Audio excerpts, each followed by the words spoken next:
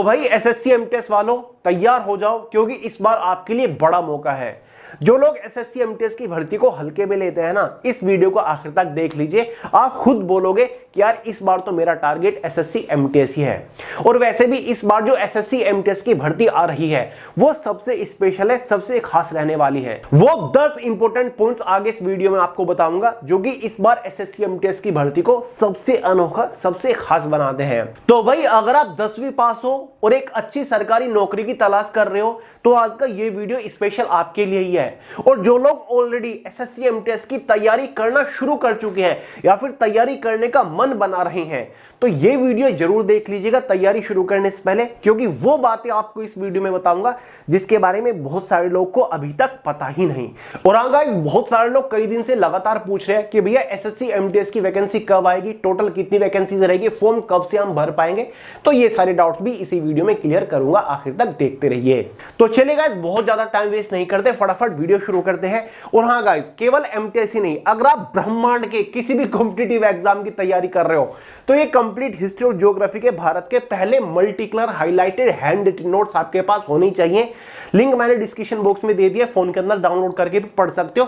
अगर आप general awareness का पूरा कॉन्सेप्ट माइंड के अंदर बैठाना चाहते हो ना तो अभी डाउनलोड करो और पढ़ना शुरू कर दो, क्योंकि इनके बाद कभी भी जनरल अवेयरनेस आप भूलोगे नहीं, कभी भी कहीं और से आपको जनरल अवेयरनेस पढ़ने की जरूरत नहीं पड़ेगी, ये मेरी गारंटी है। डिटेल्ड कॉन्सेप्ट आपका क्लियर हो जाएगा। तो चलिएगा इस बात करते हैं पॉइंट नंबर फर्स्ट के बारे में, जो कि सबसे बेसिक है और शायद आप लोगों को पता भी होगा। तो गाइस, इस बार एसएससी एमटीएस के एग्जाम पैटर्न में एक बड़ा बदलाव होने वाला है। ठीक है, अब तक जितनी भी एसएससी की भर्ती निकल चुकी है 2026 में, फिर चाहे वो एसएससी सीजीएल हो, एसएससी स्टेनोग्राफर, एसएससी फेज 14 की वैकेंसीज हो, सभी के एग्जाम पैटर्न में एक बदलाव आपने देखा होगा। ठीक है, इस बार आपको वही बदलाव एमटीएस के एग्जाम में भी देखने को मिलेगा। तो अब तक का एमटीएस का एग्जाम पैटर्न क्या था आपके सामने स्क्रीन के ऊपर है। 2 सेशंस में इसको डिवाइड कर रखा था। सेशन फर्स्ट में आपको रीजनिंग और मैथ सब्जेक्ट देखने को मिलते थे, 20-20 क्वेश्चन 60-60 नंबर के अंदर, और इन 40 क्वेश्चन को सोल्व करने के लिए आपके पास 45 मिनट का टाइम रहता था। क्लियर है। वहीं सेक्शन सेकंड जो होता था उसमें जनरल अवेयरनेस और इंग्लिश लैंग्वेज रहता था। 25-25 क्वेश्चन 75-75 नंबर के अंदर, यानी कि 50 क्वेश्चन 150 नंबर के अंदर आते थे, और इन 50 क्वेश्चन को सोल्व करने के लिए आपके पास 45 मिनट का टाइम रहता था।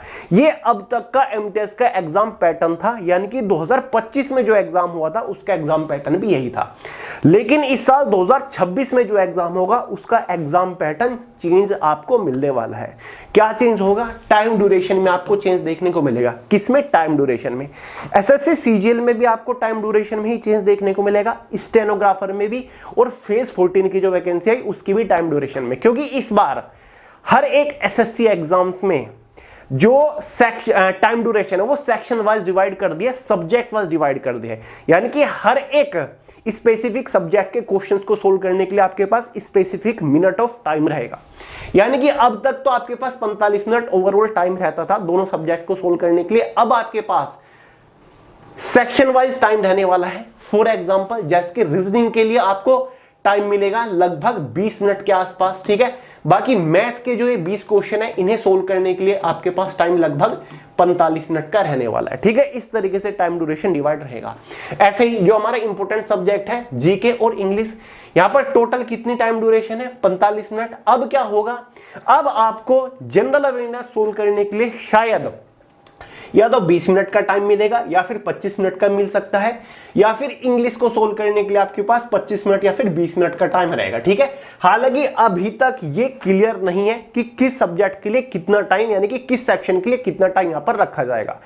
एसएससी सीजीएल में तो 60 मिनट थी, 15-15 मिनट हर एक सेक्शन को दे दी कि भाई 25-25 क्वेश्चन 15-15 मिनट के अंदर सोल्व करने। ठीक है, ऐसे ही स्टेनोग्राफर में डिवाइड कर दी उन्होंने, और ऐसे ही हमारी जो फेज 14 की वैकेंसी थी उसमें डिवाइड कर दी। ठीक है, तो जब इसका डिटेल नोटिफिकेशन निकलेगा ये तो आपको तभी पता चल पाएगा कि भाई मैथ्स को सोल्व करने के लिए एग्जैक्ट कितनी मिनट आपके पास रहेंगी, रीजनिंग को सोल्व करने के लिए एग्जैक्ट कितनी मिनट आपके पास रहेंगी, जीके को सोल्व करने के लिए कितनी मिनट रहेंगी, और भाई इंग्लिश को सोल्व करने के लिए कितनी मिनट रहेगी।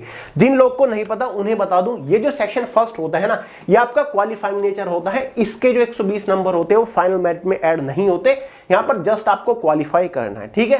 बाकी जो इंपोर्टेंट सेक्शन है वो ये वाला है, यानी कि ये जो 50 क्वेश्चन ये सबसे इंपोर्टेंट है। 150 नंबर के अंदर 50 क्वेश्चन होते हैं, इन 150 नंबर के बेसिस पर ही आपको फाइनल सिलेक्शन मिलता है। वैकेंसी कब आ रही है आगे आपको बता रहा हूं, पहले कुछ इंपोर्टेंट चीजें डिस्कस कर लेते हैं, ठीक है। तो भाई इस बार आपको एग्जाम पैटर्न में एक बड़ा बदलाव देखने को मिलेगा, तो इसका वेट करिएगा और इस बदलाव के लिए तैयार भी रहिएगा। अगर क्वेश्चन पेपर अटेम्प्ट करने की आपकी स्पीड बेहद कम है तो भाई उसे फास्ट करना शुरू कर दीजिए, अपनी कैलकुलेशंस बढ़ाइए, ठीक है। जो आपकी प्रेजेंस ऑफ माइंड है, एक्शन है, ठीक है, उसको बढ़ाना शुरू कर दीजिए, मोक लगाना शुरू कर दीजिए, वरना दिक्कत हो जाएगी। दूसरी चीज, न्यू एग्जाम कंडक्टिंग एजेंसी। इस बार एसएससी एमटीएस में आपको एक नई एग्जाम कंडक्टिंग एजेंसी देखने को मिलेगी, यानी कि प्रीवियस ईयर के रेफरेंस से आप तैयारी इस बार नहीं कर सकते। पहले क्या होता था, 2025 या फिर 24 के पेपर की तैयारी आपने प्रीवियस ईयर के रेफरेंस से कर ली होगी कि भाई टीसीएस पेपर लेता है, हमें पता है, ठीक है। लास्ट ईयर 2025 में एडीक्यूटी एक नई एग्जाम कंडक्टिंग एजेंसी थी, तो आप उसके बेसिस पर तैयारी नहीं कर सकते कि भाई प्रीवियस ईयर क्वेश्चन लगा लेता हूं, पता चल जाएगा कि किस लेवल के क्वेश्चंस होते, किस बेसिस के क्वेश्चन होते हैं। तो आप ऐसा नहीं कर सकते, क्योंकि इस बार एक नई एग्जाम कंडक्टिंग एजेंसी आपको देखने को मिलेगी। यानी कि जो पिछले साल 2025 में एडीक्यूटी ने आपका पेपर लिया था, तो एडीक्यूटी इस बार पेपर नहीं लेगी। एडीक्यूटी का पत्ता साफ हो चुका है, क्योंकि यहां पर एसएससी ऑलरेडी टेंडर निकाल चुका है एक नई एजेंसी लाने के लिए, एक नया वेंडर लाने के लिए, ठीक है। हो सकता है कि टीसीएस आपको दोबारा देखने को मिल जाए, ठीक है, क्योंकि बिडिंग होगी, ठीक है। हो सकता है कि टीसीएस वापस आ जाए, टीसीएस बिड जीत जाए, लेकिन चांसेस कम लग रहे हैं। टीसीएस का भी पत्ता साफ हो सकता है, और हो सकता है कि आपको एक नई एजेंसी देखने को मिले। देखिए ये चीज तो क्लियर है कि 2025 वाली एडीक्यूटी तो बिल्कुल नहीं आएगी, ठीक है। या तो आपकी टीसीएस दोबारा से आ सकती है, या फिर एक तीसरी ही नई एग्जाम कंडक्टिंग एजेंसी आपको देखने को मिलेगी, ठीक है।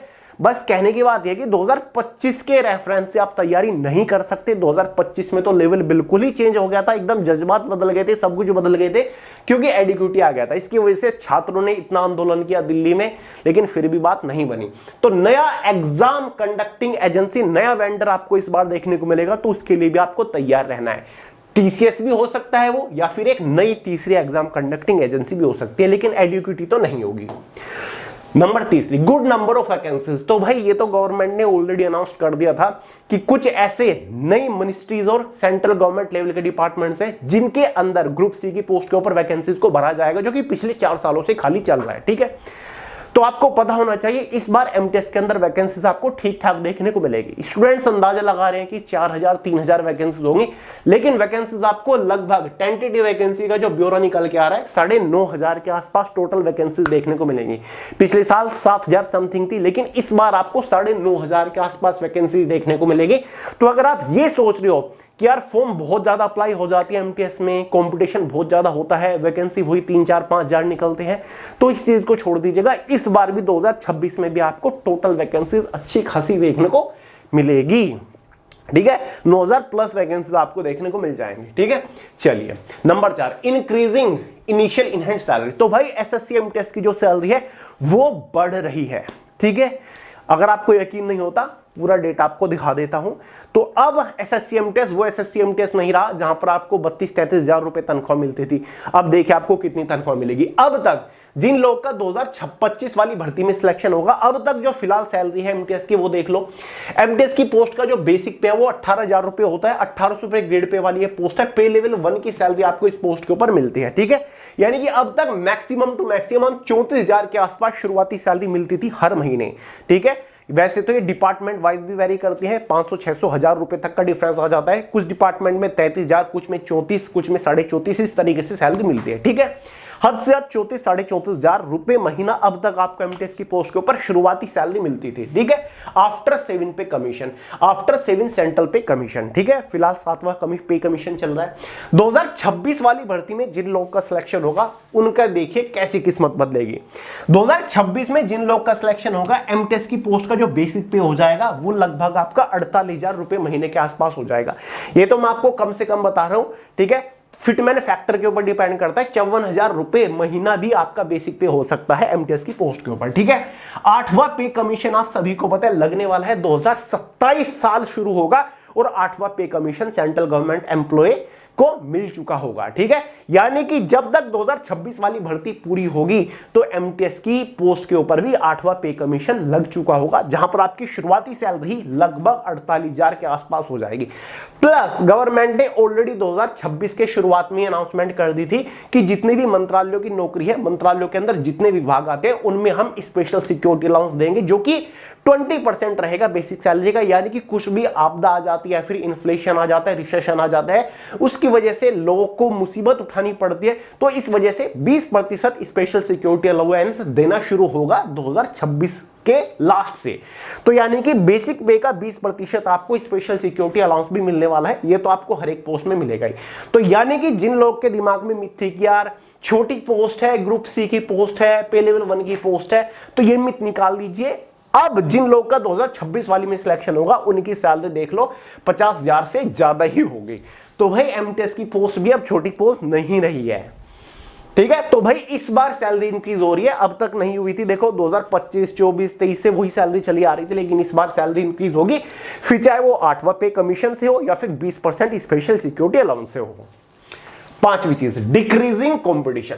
तो भाई ये चीज तो आपने भी नोटिस कर ली होगी कि एसएससी की मोस्टली भर्ती में कंपटीशन जो है वो डिक्रीज हो रहा है कॉन्स्टेंटली। आपने अभिनय सर के मुंह से भी सुना होगा, गगन प्रताप सर के मुंह से भी सुना होगा, ठीक है, कि एसएससी सीजीएल हो, सीएचएसएल हो या फिर एमटीएस में हो, स्टूडेंट्स की जो रुचि है वो कम हो रही है, ठीक है, ऐसा कह रहे हैं, ठीक है। फिर चाहे रीजन कुछ भी हो, आप एमटीएस में ही देख लो, 2024 में एसएससी एमटीएस की 9,583 वैकेंसी निकली थी और फॉर्म रिकॉर्ड तोड़ भरे गए थे, लगभग 57,44,713, जहां पर जो अटेंडेंस रेट रहा था वो लगभग 41% के आसपास रहा था, ठीक है, जिसमें अटेंडेंस रेट लगभग 58% के आसपास रहा था, ठीक है।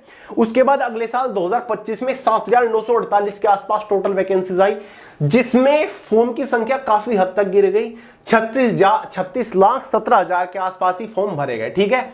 और यहां पर जो अटेंडेंस रेट था वो भी काफी हद तक गिरा, यहां पर अटेंडेंस रेट लगभग 41% के आसपास ही रह गया। कितना? 41%। अटेंडेंस रेट केवल 41% रह गया। उसके बाद बारी आती है 2026 की। तो अगर ये सिलसिला ऐसे ही चलता रहा कांस्टेंट बेसिस पर, तो अगर 2026 में मान लो 9,000 भी मोटी मोटी वैकेंसी आती है, तो फॉर्म वही आपके 36 से 37 लाख के आसपास ही भरे जाएंगे। कितने? 36 से 37 लाख के आसपास ही भरे जाएंगे। वो टाइम गया कि एसएससी में साल दर साल कंपटीशन बढ़ रहा है, टोटल फॉर्म की जो संख्या है वो बढ़ रही है, 57 लाख, 60 लाख, 65 लाख, इस तरीके से नहीं।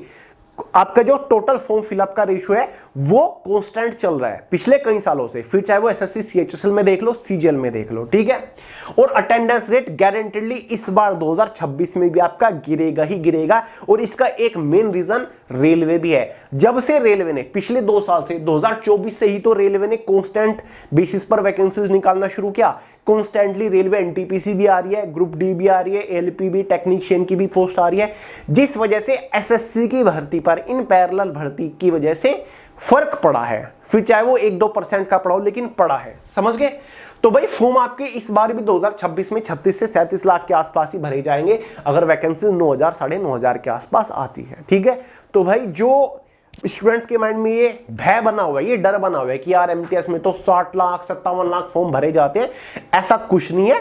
कांस्टेंट अब कंपटीशन रहना शुरू हो गया, बस आप एक बार कंपटीशन में घुसने की कोशिश तो करो। Number 6, maximum department. तो भाई 2025 के आखिर में गृह मंत्रालय की तरफ से और साथ ही भारत सरकार की तरफ से ऑफिशियल अनाउंसमेंट करी गई थी कि जो बहुत सारी ऐसी मिनिस्ट्रीज है और उनके विभाग हैं जिनके अंदर पिछले 4 से 5 सालों से वैकेंसीज नहीं भरी गई, स्पेशली ग्रुप सी की, पे लेवल 1 और पे लेवल 2 की, उनको इस बार 2026 में भरा जाएगा, ठीक है। और एसएससी के थ्रू भरा जाएगा। आपने एसएससी सीजीएल में देख लिया होगा, 9 अलग नए डिपार्टमेंट और मिनिस्ट्रीज देखने को मिली। ऐसा ही आपको एसएससी एमटीएस में इस बार देखने को मिलेगा। एसएससी एमटीएस में 9 और डिपार्टमेंट ऐड किए गए हैं। इस बार आपको पहली बार ये मौका होगा जब 2026 में 9 और एडिशनल डिपार्टमेंट्स आपको देखने को मिलेंगे, क्योंकि ये वो डिपार्टमेंट्स हैं जिनके अंदर पिछले 4-5 सालों से वैकेंसीज को नहीं भरा जा रहा था, ठीक है। वैकेंसीज प्रमोशंस के थ्रू भरी जा रही थी या फिर डायरेक्ट रिक्रूटमेंट के थ्रू भरी जा रही थी। पहली बार इन डिपार्टमेंट्स को एसएससी एमटीएस की भर्ती में जोड़ा गया है। ठीक है, अब तक जो एसएससी एमटीएस में डिपार्टमेंट थे वो इंटेलिजेंस ब्यूरो यानी कि IB, central board of direct taxes, passport office, election commission of India, department of science and technology, central board of indirect taxes and customs, press information bureau, national investigation agency, साथ ही guys आपका archaeological survey of India, central water commission, cabinet secretariat और भी काफी सारे defence textile के department देखने को मिलते हैं। ठीक है, इस बार इनमें 9 और एडिशनल डिपार्टमेंट होंगे और यही एक कारण है कि इस बार वैकेंसीज भी आपको ठीक ठाक देखने को मिलेगी। ठीक है, तो यहां पर आपको ज्यादा चॉइस मिल रही है डिपार्टमेंट्स की, विभाग की, और ज्यादा सरकारी डिपार्टमेंट आपको विभाग देखने को मिल रहे हैं। तो इस वजह से खास है इस बार एमटीएस की भर्ती, पहले की तरह लिमिटेड डिपार्टमेंट नहीं है। फ्लक्चुएशन इन कट ऑफ, तो भाई इस बार आपको कट ऑफ में भी फ्लक्चुएशन देखने को मिलने वाली है, पिछले साल भी आपको देखने को मिली थी। ठीक है, फ्लक्चुएशन का मतलब कि जो कट ऑफ है, पहले क्या होता था 2023 तक आपने देखा होगा बिहार राज्य की कट ऑफ 150 में से 153 जा रही है, उत्तर प्रदेश की कट ऑफ 150 में से 147 जा रही है। ठीक है, तो स्टेट वाइज वैकेंसीज निकलती है एमटीएस की, तो state wise vacancy cut off बनती है। तो कुछ ऐसे स्टेट्स हैं जिनकी कट ऑफ बहुत ज्यादा हाई जाती है, हमेशा 142 145 के आसपास कट ऑफ रहती है, लेकिन पिछले साल भी बिहार राज्य की भी या फिर उत्तर प्रदेश राज्य के भी कट ऑफ में गिरावट देखने को मिली। बल्कि मैं तो ये कहूंगा प्रीवियस ईयर का डेटा देखते हुए, हालांकि 2025 का फाइनल रिजल्ट आना भी बाकी है, तो कि जो कट ऑफ उसमें आपको काफी बढ़िया फ्लक्चुएशंस देखने को मिलेगा, यानी कि डिक्रीज, गिरावट आपको देखने को मिलेगी। इस बार भी जो 2025 वाली भर्ती की कट ऑफ आएगी आप उसमें भी देख लीजिएगा। ठीक है, या फिर 2026 वाली जो कट ऑफ आएगी, एग्जाम होगा, वैकेंसी आएगी, उसकी भी देख लीजिएगा। मैक्सिमम टू मैक्सिमम जो हाईएस्ट कट ऑफ है वो भाई आपकी 138 मैक्सिमम या फिर 136 तक टूट जाएगी। कितनी? 136 तक। जो ऐसे राज्य है ना जिनकी कट ऑफ हमेशा हाई जाती है, तो वो 135 136 पे खत्म हो जाएंगे। बाकी जो ऐसे स्टेट है जहां पर मॉडरेट कट ऑफ रहती है या फिर कम कट ऑफ रहती है, जनरल वालों की मैं बात कर रहा हूं। ठीक है, ये जनरल वालों की मैंने मैक्सिमम कट ऑफ बताई और हर राज्य की नहीं बता रहा हूं, ये एवरेज कट ऑफ है जिनकी हाईएस्ट कट ऑफ जाती है, जैसे कि बिहार राज्य की हमेशा हाईएस्ट जाती है। ठीक है, उत्तर प्रदेश की काफी हाई कट ऑफ जाती है, दिल्ली से हाई कट ऑफ जाती है, तो उनकी हद से हद 136 35 37 तक टूट जाएगी जनरल वालों कट ऑफ। ठीक है, बाकी ओबीसी एसटी एससी ईडब्ल्यूएस वाले खुद अंदाजा लगा सकते हैं। तो भाई ज्यादा फ्लक्चुएशन नहीं देखने को मिलेगा। कुछ लोग इस वजह से भी डरते हैं एमटीएस में कि भाई कंपटीशन बहुत रहता है, कट ऑफ 150 में से 153 154 चली जाती है। अब ऐसा नहीं हो रहा है पिछले 2-3 साल से, अब आप ट्राई मार सकते हो एसएससी एमटीएस में। अगला फास्ट सिलेक्शन प्रोसीजर, तो भाई यहां पर एसएससी ने ऑलरेडी अनाउंसमेंट कर दी थी, एसएससी की चेयरमैन ने साल की शुरुआत में ही बोल दिया था कि अब सिलेक्शन प्रोसीजर को हम थोड़ा फास्ट करने वाले हैं। जो भर्ती जिस साल निकल रही है उसको उसी साल में खत्म कर देंगे। जैसे कि एसएससी सीजीएल की भर्ती मान लो अभी आई थी, ठीक है, मई महीने के अंदर, तो दिसंबर 2026 तक फाइनल रिजल्ट दे देंगे। एसएससी सीएचएसएल की भर्ती आने वाली है, आने को इस हफ्ते आ जाए, अगले हफ्ते आ जाए, दिसंबर 2026 तक फाइनल रिजल्ट देना है एसएससी को, चाहे कुछ भी हो जाए। तो एसएससी एमटीएस की भी जो भर्ती आएगी ना, फिर चाहे भर्ती आपकी कभी भी आए, लेकिन साल के आखिर तक, साल खत्म होने से पहले भर्ती का डब्बा बंद कर देगा विभाग यानी कि एसएससी। ठीक है, यानी कि दिसंबर 2026 तक फाइनल सिलेक्शन हो जाएगा, आपके हाथ में ज्वाइनिंग लेटर आ जाएगा। तो अगर आपको जल्दी एक बढ़िया सरकारी नौकरी चाहिए तो आप एसएससी एमटीएस के लिए ट्राई मार सकते हो, क्योंकि यहां पर आपको हद से हद 5 महीनों में सिलेक्शन मिल जाएगा। फॉर्म अप्लाई करने के 5 महीनों के अंदर आपको ज्वाइनिंग लेटर मिल जाएगा। ठीक है, मेरी बात नोट कर लो, फॉर्म अप्लाई करने के 5 महीने, हद से हद 5 महीने के अंदर ज्वाइनिंग लेटर आपके हाथ में होगा। ठीक है, सिलेक्शन हो जाएगा, फाइनल रिजल्ट जारी हो जाएगा। तो भाई एसएससी अब थोड़ा सा सिलेक्शन प्रोसीजर फास्ट कर रहा है। प्रीवियस ईयर की कांस्टेबल जीडी की भर्ती देख लो, बस इस बार थोड़ी बहुत, जैसे कि पटना, कई जगह चीजें हुई थी, उस वजह से डिले चल रहा है, वरना 2026 में इन्होंने कह रखा है कि हम सिलेक्शन प्रोसीजर फास्ट चलाएंगे। बाकी रेलवे ने भी कमिटमेंट ले रखी है। ये मॉडरेट एग्जाम लेवल, तो भाई एसएससी एमटीएस का जो एग्जाम लेवल है वो मॉडरेट आता है। ठीक है, बहुत ज्यादा टफ नहीं आता। वो तो पिछले साल थोड़ी सी चीजें खराब हो गई क्योंकि एडिक्यूटी आ गया, जिसका लेवल ही बिल्कुल बदल गया। लेकिन एसएससी एमटीएस का जो पेपर रहता है वो मॉडरेट लेवल का होता है। लिटरली बता रहा हूं गाइस, अगर आपने एवरेज तैयारी कर रखे तो आप एमटीएस के पेपर को इजीली क्रैक कर सकते हो।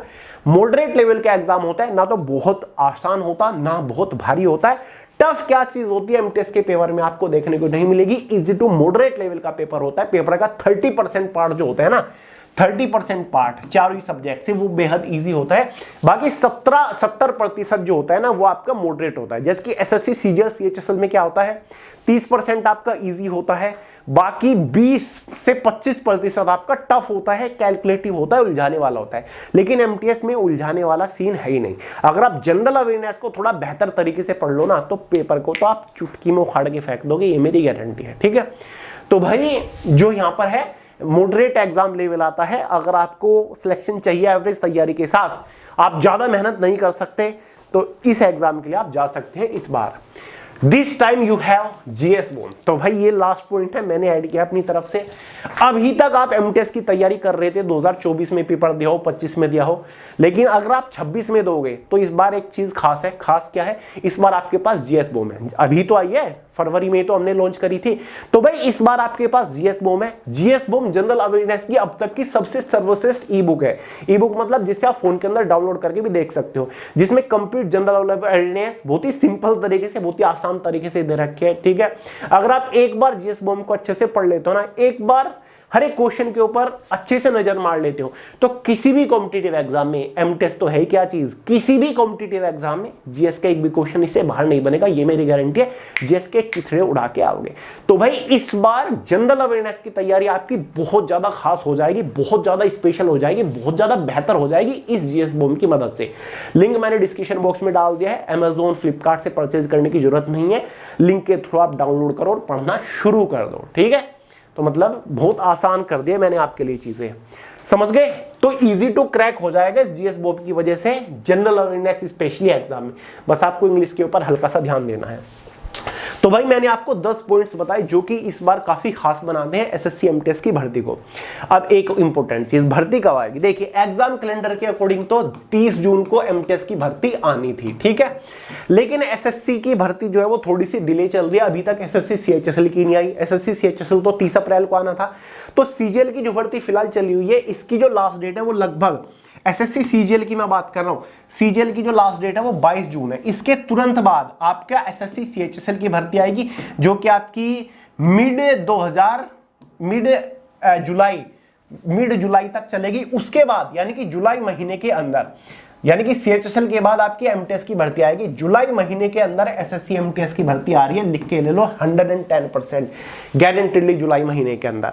और एमटीएस की भर्ती के लिए कुछ नहीं चाहिए, सिंपल 10वीं पास कैंडिडेट्स होनी चाहिए। 18 से 27 साल अगर आपकी उम्र है और आप अनरिजर्व कैटेगरी से बिलोंग करते हैं तो आप एलिजिबल है। बाकी ओबीसी वालों को तो एज में 3 साल का रिलैक्सेशन मिल ही जाता है। एससी एसटी वालों को यहाँ पर एज में 5 साल का रिलैक्सेशन मिल जाता है। तो भाई रेडी रहिएगा, कुछ भी खास आपको नहीं करना, बस एवरेज प्रिपरेशन करनी है। डेली 4-5 घंटा भी अगर डेडिकेशन के साथ पढ़ रहे हो, कंसंट्रेशन के साथ, तो आप इस एग्जाम को इजीली क्रैक कर सकते हो। अगर आप इस बार आपने सिलेक्शन ले लिया तो चीजें बहुत ज्यादा खास है, सैलरी वगैरह बहुत बेहतरीन आपको मिलने वाली है। ठीक है, तो ये वीडियो बनाने का मेरा पर्पस ये था ताकि चीजें आपको बता सकूं। अगर कोई नया है कैंडिडेट, पहली बार तैयारी कर रहे हैं, उनको समझ आ जाए कि इस बार क्या बदलाव हो रहे हैं, क्या इस बार खास है। ठीक है, तो और थोड़ा वो मोटिवेट भी हो सके, समझ गए। चलिए मेरे भाई, तो गाइज इस वीडियो में इतना ही था। वीडियो पसंद आए तो लाइक कर देना, दोस्तों के साथ शेयर करना, चैनल को सब्सक्राइब करना मत भूलिएगा। मिलते हैं अगली वीडियो में बहुत ही जल्द, तब तक के लिए जय हिंद।